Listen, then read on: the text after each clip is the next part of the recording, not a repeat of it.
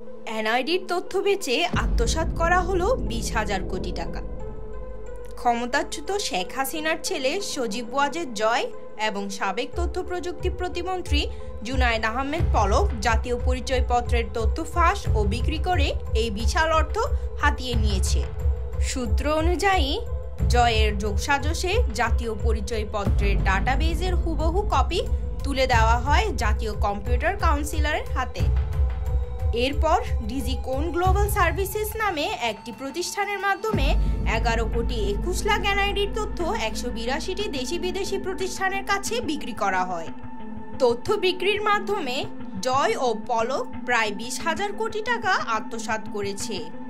এই ঘটনা জনগণের মাঝে সৃষ্টি করেছে নিরাপত্তাহীনতা ও আতঙ্ক।